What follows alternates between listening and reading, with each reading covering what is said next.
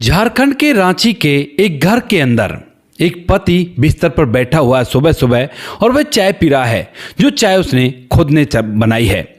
वहीं पर उसकी जो पत्नी होती है वो नहाने के लिए वॉशरूम जाती है, क्योंकि उसकी पत्नी 50,000 रुपये महीने की सैलरी लाया करती है और वह नौकरी किया करती है। पति जो कि एक ऑटो ड्राइवर है।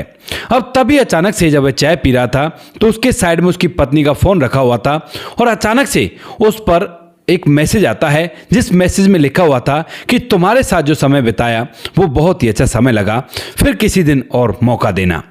अब इस बात को देखकर, इस मैसेज को पढ़कर जाहिर सी बात है कोई भी पति एकदम से पूरी तरह से बौखला जाएगा और वो भी बौखला जाता है। जैसे ही पत्नी निकलती है तो उससे कहता है कि कौन है ये मैसेज करने वाला, और इसीलिए शायद तुम कल रात को 10 बजे आई थी।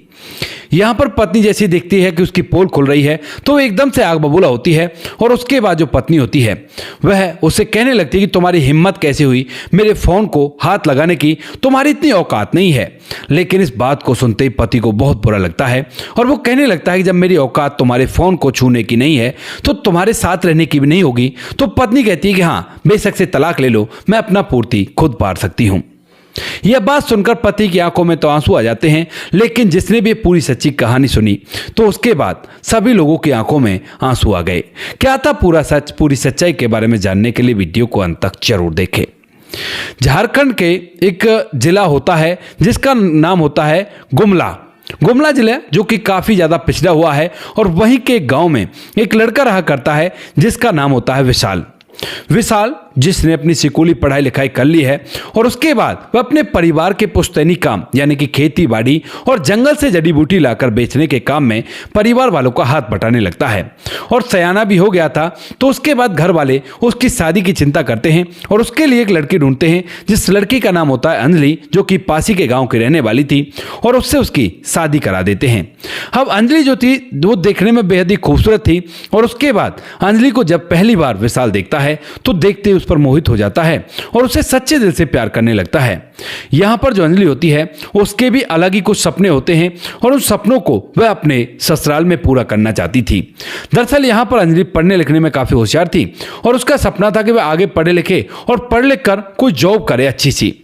ऐसा सोचकर वह अब शादी करके जब इसके घर में आ जाती है और यहां पर देखती है कि उसका पति उसे बहुत ज्यादा प्यार किया करता है, उसकी हर छोटी मोटी खुशी का ख्याल रखा करता है। तो उसके बाद एक दिन जो अंजलि होती है वो अपने पति से कह देती है कि तुम ना ऐसा करो, मुझे ना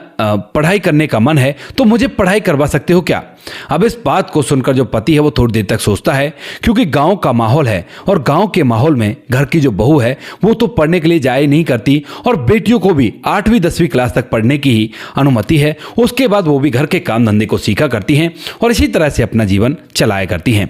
अब यहाँ पर जब ये बात सुनता तो थोड़ी देर सोचता और सोचने के बाद वह उससे प्यार किया करता था तो कह देता है कि चिंता मत करो, मैं तुम्हें पढ़ा दूंगा अगर तुम्हारा पढ़ने का मन है। तो यहाँ पर अंजलि एकदम से उसे गले लगा लेती है और अपनी आंखों में आंसू ले आती है। कहती है कि मैंने सोचा नहीं था कि तुम हामी कर दोगे, मैं तो सोच रही थी कि मना कर दोगे और मुझे पर चिल्लाओगे भी, बड़ी मुश्किल से तुमसे पूछा था। तो वह कहता है कि चिंता मत करो, तुम्हारा हर ख्वाब पूरा करना मेरी जिम्मेवारी है, क्योंकि तुम मेरी जान हो। ऐसा कहकर जो पति होता है वह अब उसे पढ़ाने के लिए जब हामी भर लेता है तो घर वालों से पूछना था, और घर वालों से पूछना भी एक महाभारत था, क्योंकि गांव के अंदर ऐसी कोई रिवाज नहीं थी कि बहुएं पढ़ा करें या फिर बहुएं जो है नौकरी करें। और यहां पर पत्नी ने बता दिया था कि पढ़ लिख कर उसको नौकरी करनी है। तो इसीलिए जब वह धीरे धीरे हिम्मत कर कर अपने घर वालों से पूछता है तो घर वाले साफ इनकार कर देते हैं। कहते हैं कि नहीं, तुम्हारी पत्नी बिल्कुल भी पढ़ने के लिए नहीं जाएगी और ये बिल्कुल बेकार है, क्योंकि जो पास ही में शहर था गुमला, उसके अंदर कॉलेज भी था और उसी कॉलेज में वो एडमिशन दिलाने के लिए बोल रहा था। तो घर वाले जब मना कर देते हैं तो यहाँ पर जो लड़का होता है वह थोड़ी देर तक वो सोचता है और सोचने के बाद फिलहाल तो बाहर चला जाता है और मन ही मन इस बात को सोचता है कि अब कैसे हो। तो इसी वजह से वह पत्नी से प्यार किया करता था और इसीलिए अपनी पत्नी के लिए घर को छोड़ने के लिए तैयार हो जाता है और घर वालों से कहता है कि नहीं, मैं तो पढ़ाऊंगा। तो उसके बाद जो घर वाले होते हैं वो कहते हैं कि नहीं, अगर पढ़ाओगे तो इस घर में रहने की कोई जरूरत नहीं है, अलग अलग रीति रिवाज चला रहे हो, कल को और भी इस परिवार में शादियां होंगी, गांव में और लोग भी तरह तरह की बातें बनाएंगे, तो यहां पर रहने की जरूरत नहीं है। इस बात को सुनकर यहां से जो लड़का होता है विशाल, वह अपनी पत्नी अंजलि के साथ दूसरे शहर यानी कि झारखंड के रांची में शिफ्ट होने का फैसला करता है, क्योंकि इस गुमला शहर के अंदर तो ज़्यादा रोजगार के अवसर भी नहीं है, लेकिन झारखंड के रांची में उसे इतने रोजगार के अवसर मिल जाएंगे जिनसे वो अपनी पत्नी को पढ़ा लिखा सकता है। तो इसी वजह से यहाँ से वह वहाँ पर चला जाता है और वहाँ पर जाने के बाद सबसे पहले एक किराए का रूम लेता है। किराए का रूम लेने के बाद उस रूम में अपनी पत्नी के साथ शिफ्ट हो जाता है और उसके बाद अब रोजगार के लिए जब इधर उधर भटकता है तो उसे लगता है कि भाई रिक्शा चलाना ठीक रहेगा, और इसी वजह से वह एक ऑटो किराए पर लेकर उसे चलाने लगता है कुछ दिन की ट्रेनिंग करने के बाद। और जब पैसा कमाने लगता है तो उसके बाद अपनी पत्नी का एडमिशन एक कॉलेज में करा देता है। ऑटो चला चलाकर वह अपनी पत्नी की पढ़ाई लिखाई को कंप्लीट करवा देता है। और उसके बाद जो पत्नी होती है वह जब नौकरी की कहती है तो गांव में तो रिवाज नहीं था कि बहुएं नौकरी किया करती हैं, लेकिन फिर भी पति जब प्यार किया करता है तो अपनी पत्नी को नौकरी लगा देता है। कहता है कि लग जाओ नौकरी, वैसे भी तुम घर पर पड़ी पड़ी परेशान होगी, बाहर जाओगी किसी से बोलोगी बतियाओगी तो बहुत ही अच्छा रहेगा। ऐसा कहकर वह अपनी पत्नी को नौकरी लगा देता है और पत्नी भी नौकरी लग जाती है। नौकरी लगने के बाद जो पत्नी होती है नौकरी लगती रहती है, इधर जो पति है वो घर का खर्च चलाने के लिए ऑटो चलाया करता है। और धीरे धीरे जब समय बीतता है तो समय के साथ साथ पत्नी कुछ ऐसे शॉर्टकट अपनाती है जिसके बारे में आप शायद समझ गए होंगे, और उन शॉर्टकट से वह बहुत जल्दी 50,000 रुपए तक की सैलरी लेने लगती है। लेकिन पति को अपनी पत्नी पर पूरा विश्वास था और वह जब पत्नी नौकरी किया करती है ना तो उसका साथ भी दिया करता है, यानी कि वो भी कमा कराया करती है, वो भी कमा कराया करता है, तो घर के जो काम होता है उसको भी वह खुद से ही कर लिया करता। और पत्नी को काम के लिए ज्यादा नहीं कहा करता, सोचा करता कि मेरी पत्नी काम किया करती है ना तो थक जाती होगी। ऐसा सोचकर जो पति है वो अपनी पत्नी की सेवा पानी में लगा रहता है। लेकिन धीरे धीरे जब समय बीतता है तो समय के साथ साथ पत्नी का व्यवहार बहुत ज़्यादा चेंज होने लगता है। वह अब रात को लेट लेट तक आती है और लेट तक आने के बाद भी ना तो पति के पास बैठा करती है ना उससे बात किया करती है, और इन बातों से पति जो है वो परेशान हो जाता है। अब तभी एक दिन की बात होती है, रात के 10 बज गए थे और पति अभी तक राह देख रहा था कि उसकी पत्नी आएगी और उसके बाद वो उससे बात करेगा कि इतनी लेट कहाँ हो जाती हो रोज के रोज। तो उसके बाद जैसे रात के 10 बजे उसकी पत्नी आती है तो यहाँ पर पति पूछने लगता है कि इतनी लेट कहाँ हो जाती हो। तो उसके बाद वो कहने लगती है कि मीटिंग थी। तो उसके बाद यहाँ पर जो पति है वो कहने लगता है कि ऑफिस में फ़ोन किया था, वहाँ पर तो बता रहे थे कि तुम पहले निकल गई। तो वो कहने लगती है कि ऑफिस में नहीं, बाहर मीटिंग थी और मीटिंग करके ही आ रही हूँ। इस बात को सुनकर यहाँ पर जो पति होता है वह कहता है कि चलो ठीक है, मीटिंग हो गई तो कोई दिक्कत नहीं है, मैंने खाना तो बना लिया है, अब तुम ऐसा करो कॉफ़ी बना लो, मैं पॉपकॉर्न लेकर आया हूँ और हम दोनों बैठकर आज मूवी देखेंगे। काफ़ी दिन हो गए एक साथ बैठकर बातें किए हुए और एक साथ मूवी वगैरह देखे हुए। लेकिन यहाँ पर जो पत्नी होती है वो कहती है कि मैं हारी थकी हूँ और मैं सोने के लिए जा रही हूँ, तुम्हें देखनी है मूवी तुम ही देख लो और कॉफ़ी भी खुद ही बना लेना। ऐसा कहकर वो बिना खाना खाए कमरे के अंदर चली जाती है और वहाँ पर आराम करने लगती है। पति को इस बात को देखकर गुस्सा तो बहुत आता है, लेकिन फिर वो ये सोच लेता है कि चलो काम किया करती है और कोई भी दिक्कत नहीं है। ऐसा सोचकर जो पति होता है वह अब चुपचाप रह जाता है और इसके बाद धीरे धीरे समय बीतता है। समय के साथ साथ ये रात पूरी रात इन बातों को सोचने में चली जाती है कि जिस बात का मेरे घर वाले कह रहे थे कि शायद ये वही बात हो गई है। क्योंकि जब वह पिता से अपनी पत्नी को पढ़ाने के लिए कहता है तो पिता उसे समझाता है, कहता है कि बेटा पत्नियों को नहीं पढ़ाया करते, पढ़ते ही सबसे पहले अगर वो कमाने लगती हैं तो पति को ही धोखा देती हैं। लेकिन यहाँ पर पति इस बात को भी सोचता है कि अरे नहीं, ऐसा नहीं है, मेरी पत्नी मुझसे प्यार किया करती है और ऐसा नहीं हो सकता। ऐसा सोचकर वह रात को सो जाता है। जैसे दूसरे दिन की सुबह होती है तो सुबह सुबह वह कॉफ़ी बनाकर अपनी पत्नी के लिए ले जाता है, चाय बनाकर और चाय को अपनी पत्नी को देता है। जो पत्नी है वो चाय पी लेती है, लेकिन इतने ही वो अपने लिए गिलास लेकर आता है तो उससे पहले वो चाय पी चुकी थी। तो उसके बाद पत्नी जो होती है वो नहाने के लिए वॉशरूम में चली जाती है और पति वहीं पर बैठकर उसकी राह देखता है कि वो वापस आएगी और उसके बाद थोड़ी बहुत बातें तो होंगी। उसका फ़ोन, जो पत्नी का फ़ोन था, वो उस बिस्तर पर पड़ा हुआ था और तभी अचानक से उस बिस्तर पर पड़े हुए फ़ोन पर एक नोटिफिकेशन आता है जिसमें लिखा हुआ था, तुम्हारे साथ जो समय बिताया बहुत ही अच्छा था और दोबारा भी क्या ऐसा मौका मिलेगा। अब ये मैसेज देखकर जाहिर सी बात है किसी भी पति की दिमाग खराब हो जाएगा कि भाई उसकी पत्नी के फ़ोन पर ऐसा मैसेज आ रहा है और पत्नी रात को लेट भी आया करती है। तो उसके बाद उसे पूरा यकीन हो जाता है कि उसकी पत्नी उसे धोखा दे रही है। इसी वजह से जब उसकी पत्नी निकलती है तो उससे रहा नहीं जाता और वो कहने लगता है कि ये मैसेज आया था, ये किसका मैसेज है, कौन है ये।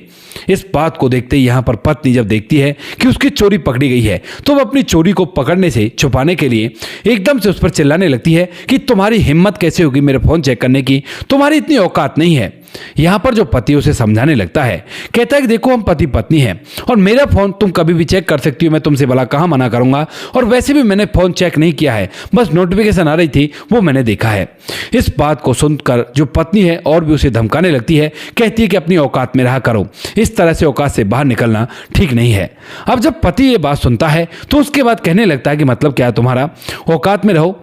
क्या मेरी औकात इतनी भी नहीं है कि तुम्हारा फोन चेक कर सकूं? तो पत्नी कहती है कि हाँ नहीं है बिल्कुल भी। तो उसके बाद वो कहने लगता है कि अगर ऐसी बात है तो मेरी औकात इतनी भी नहीं होगी कि तुम्हारे साथ रह सकूं, तो हम लोगों को साथ रहने की क्या जरूरत है।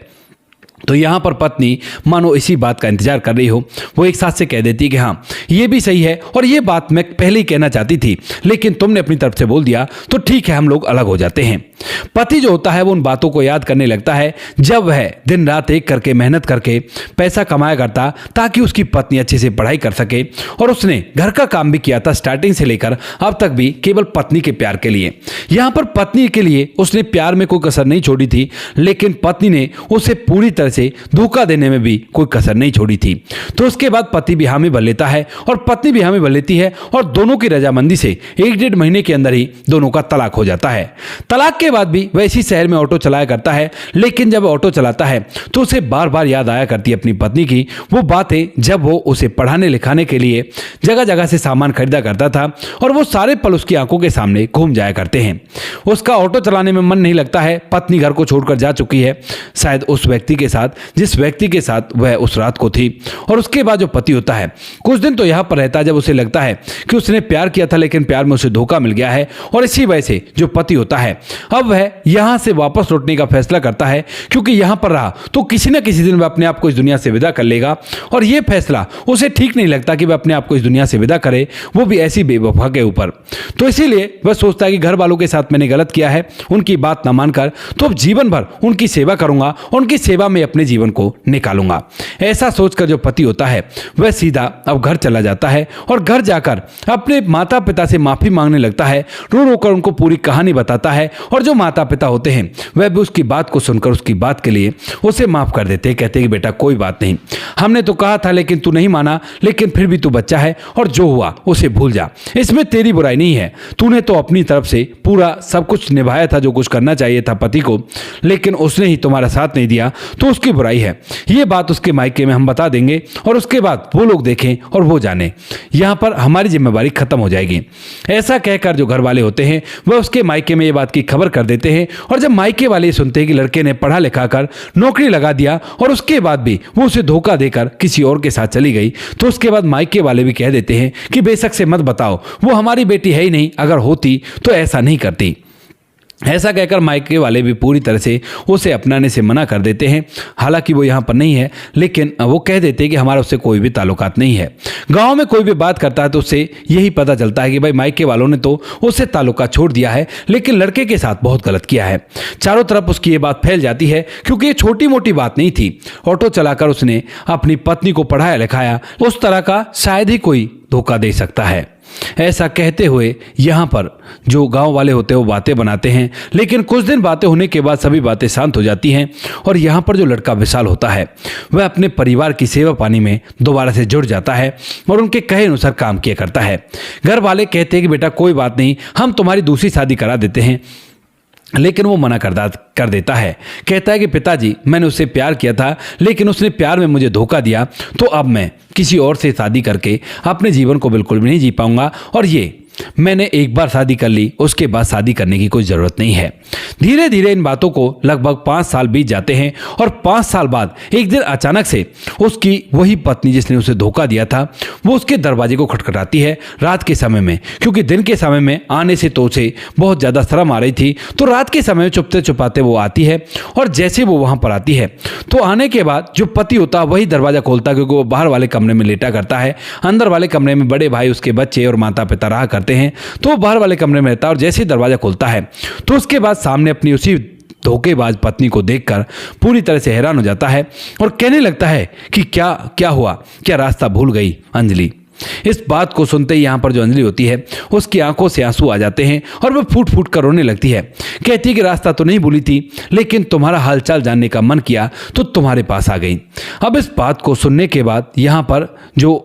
लड़का होता है वो कहने लगता है कि क्या करोगे मेरा हालचाल जानकर, तुमने कहीं का छोड़ा है मुझे, ना तो किसी के सामने कोई बात कहने का छोड़ा है, और फिर यहाँ पर तुम क्या कर रही हो।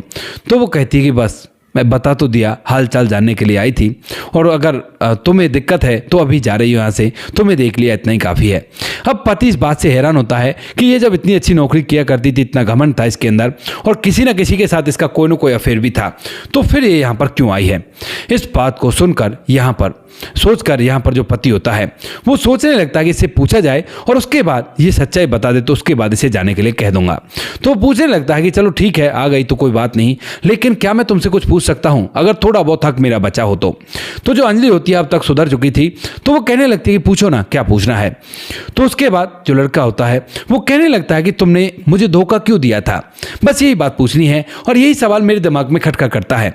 तो यहाँ पर जो अंजलि होती है वो अपनी आंखों में आंसू ले आती है और कहती है कि मेरी मति मारी गई थी, इसीलिए मैं तुम्हें धोखा दे बैठी। उसके बाद जो लड़का होता है वो पूछने लगता है कि वो कैसे। तो वो कहती है कि जब मैं कंपनी में गई थी ना, तो एक महिला से मेरी मुलाकात होती है और वो कहती है कि अगर कामयाब होना है तो किसी बड़े अफसर जो हमसे ऊपर वाली पोस्ट का हेड होता है उसके साथ मेल जोल बिठा कर रखना होगा। तो उसके बाद मैं पूछती हूँ कि कैसा मेल जोल, तो वो बताती है कि उसके साथ सारा तरह का मेल जोल तुम्हें बिठा कर रखना होगा, और उसके बाद मैं समझ जाती हूँ बातें। उसके बाद मैं उससे कहती हूँ कि ठीक है, तो मिलाओ किसी अफसर बड़े अधिकारी से। तो उसके बाद उनका जो सुपरवाइजर होता है उससे वो मिला देती है, और जो सुपरवाइजर होता है वह उसे अपने नीचे लगा लेता है, यानी कि जो सुपरवाइजर है वो अपने साथ रखने लगता है। लेकिन तभी अचानक से उस पर मैनेजर की नज़र पड़ जाती है, और जैसे ही मैनेजर की नज़र पड़ती है तो जो मैनेजर होता है वह एक दिन उसे बुलाकर कहता है कि अगर तरक्की चाहिए तो सुपरवाइजर के पास क्या रखा है, तो मेरे पास आओ। तो यहाँ पर जो मैनेजर होता है उसका नाम दीपक होता है, और दीपक के आसपास वह घूमने लगती है, और दीपक भी उसे ऐसा दिखाता है कि भाई मैं तुमसे प्यार किया करता हूँ और तुमसे शादी करना चाहता हूँ। क्योंकि जब उसे पता चलता है कि इसका पति ऑटो चलाया करता है तो वो कह देता है कि उसे क्या रखा है उस ऑटो वाले में, तो मेरे साथ रहो, मैं तुम्हारा जीवन बदल दूंगा। इन बातों को सुनकर ये भी बड़े बड़े सपने देखने लगती है, और इसकी सैलरी भी काफ़ी ज़्यादा हो जाती है कुछ ही दिनों में। और उसके बाद एक दिन ये उसके साथ अच्छा समय भी बिता लेती है। लेकिन जैसे ही उसके साथ अच्छा समय बिताती है तो उसके बाद अगले दिन अपने पति को तलाक देने के लिए तैयार हो जाती है, और तलाक देने के बाद जब उसके पास जाती है और उससे कहती है कि मैं तुमसे शादी करना चाहती हूँ, अपने पति को तलाक दे चुकी हूँ। क्योंकि पहले से जब उसने शादी के लिए कहा था तो उसके मन में यही आ गया था कि वह अपने पति को तलाक देगी और इस सक्सेस आदमी के साथ शादी करेगी। लेकिन जब अपने पति को तलाक दे देती है और उससे कहती है कि मैंने पति को तलाक दे दिया है और तुम मुझसे शादी करो, तो उसके बाद जो दीपक है वो कहता है कि तुम पागल तो नहीं हो गई, ऐसा हर किसी के साथ चलता है, और इसका मतलब ये नहीं कि मैं तुमसे शादी करूंगा, वो तो बोलने के लिए होता है ताकि तुम्हें बुरा ना लगे वो सब कुछ करते समय। अब इस बात को सुनते ही लड़की के पैरों तले से जमीन खिसक जाती है, और उसके बाद वह उससे झगड़ा करने लगती है। कहती है कि तुम्हारे लिए मैंने अपने बसे बसाए घर को उजाड़ दिया है, लेकिन तुम मेरे साथ ऐसा क्यों कर सकते हो। तो वो कहता है कि मैं कर सकता हूँ, इसमें मेरी कोई गलती नहीं है। अब तुम्हें समझ नहीं आ रहा कि क्या हो रहा क्या नहीं हो रहा, तो वो मेरी कोई मिस्टेक नहीं है, मैंने कोई तुमसे ज़बरदस्ती नहीं की थी, तुम अपनी मर्जी से मेरे पास आई थी, और उसके बदले में मैंने तुम्हें नौकरी में इंक्रीमेंट भी दिलाया था। इस बात को कहकर उसे जाने के लिए कह देता है, और उसके बाद वो वहाँ से तो चली जाती है। कुछ दिन तो दूसरी जगह रहकर काम करती है, लेकिन जब उसका जो प्रेमी होता है यानी कि जो मैनेजर था वह उसके काम नहीं आती है, यानी कि उसके साथ वो सब कुछ नहीं करती जिसके लिए उसने उसकी प्रमोशन कराई थी, तो वह उसको वहीं छोटी पोस्ट पर लगा देता है। छोटी पोस्ट पर जाने के बाद जो सुपरवाइजर होता है वो दोबारा से उसे अपने अंडर में लेने की कोशिश करता है, क्योंकि वो काफ़ी ज़्यादा खूबसूरत थी। लेकिन उसके बाद लड़की साफ मना कर देती है। अब जैसे वो मना करती है तो उसके बाद जो सुपरवाइजर होता है वह उसे उस छोटी नौकरी से भी निकाल देता है, जिस नौकरी के सहारे थे वो अपने जीवन को जी रही थी। कुछ दिन वो वहीं पर रहती है, मन ही मन सोचती है कि अपने पति से माफ़ी मांग लेती हूँ, लेकिन वो सारे वर्ड उसके सामने आ जाते हैं और वह माफ़ी नहीं मांग पाती है। उसके बाद वह अपने माता पिता के पास जाती है, और वहाँ पर जाने के बाद जब माता पिता देखते हैं कि आ गई है तो उसके बाद धक्के देकर उसे निकाल देते हैं। यहाँ से जो लड़की है वो फिर से या जो पास ही का शहर है वहाँ पर जाती है, और अपनी पढ़ाई लिखाई के दम पर एक छोटी मोटी नौकरी पकड़ लेती है, और वहाँ पर किसी के ऐसे बहकावे में नहीं आकर अपने जीवन को जी रही है। लेकिन वहाँ पर भी लोग उसका फ़ायदा उठाना चाहते हैं, और इसी वजह से बार बार उसकी नौकरी छूट जाया करती है। तो इसी वजह से वह फैसला कर चुकी है कि वह अपने आप को इस दुनिया से विदा करेगी, लेकिन आखिरी बार वह अपने पति से मिलना चाहती है, चाहे उसके लिए उसे कितना ही कलेश देखना पड़े, और इसीलिए वह आज इसे देखने के लिए आई थी। वह कहती है कि हाथ जोड़कर माफी मांगती हूँ, जो कुछ भी मैंने किया था मेरी गलती थी, और इसी गलती का पश्चाताप करने के लिए मैं अब अपने आप को इस दुनिया से विदा करना चाहती हूँ। ऐसा कहकर यहां पर जो लड़की है वो जाने लगती है, लेकिन तभी जो पति होता है वो उसे रोकता है और कहता है कि कहीं मत जाओ, अगर अब तुम्हें अपनी गलती का एहसास हो गया है तो कोई बात नहीं, मैं तुम्हें अपने लेने के लिए तैयार हूं और आज से हम लोग यहीं पर रहेंगे, लेकिन शर्त एक होगी कि ना तो तुम नौकरी करोगी, बस घर में रहोगी, घर में लाना मेरी जिम्मेवारी है। ऐसा कहकर वह उसे वहां पर रोक लेता है और उसके बाद अपने माता पिता को जगाकर उन्हें पूरी बात विस्तार से बता देता है और कहता है कि इसे भी घर में रख लो ना, मेरे साथ साथ ये भी घर की सेवा कर लेगी। तो उसके बाद घर वाले सोचते हैं कि ये शादी करने से मना कर रहा है और ये घर में रहेगी तो इसका परिवार भी चल जाएगा, तो वह भी इस बात के लिए हामी भर देते हैं और आज के समय में वो दोनों एक साथ रह रहे हैं। तो दोस्तों ये थी आज की कहानी। आपको जैसी भी लगी हो कमेंट सेक्शन में बता देना। वीडियो अगर अच्छी लगी हो तो वीडियो को लाइक और चैनल को सब्सक्राइब जरूर करें, ताकि हमें थोड़ा सा हौसला मिल सके आप लोगों के लिए ऐसी अच्छी वीडियो बनाने के लिए। इन कहानियों को सुनाने का उद्देश्य किसी को परेशान करना बिल्कुल भी नहीं है। ये कहानी आपको इसलिए सुनाई जाती है ताकि आप लोग इन कहानियों में से कुछ ना कुछ सीख सको और अपने जीवन में उस चीज़ को अप्लाई कर सको। मिलते हैं किसी नेक्स्ट वीडियो नए टॉपिक के साथ, तब तक के लिए जय हिंद, जय भारत, जय हिंदुस्तान।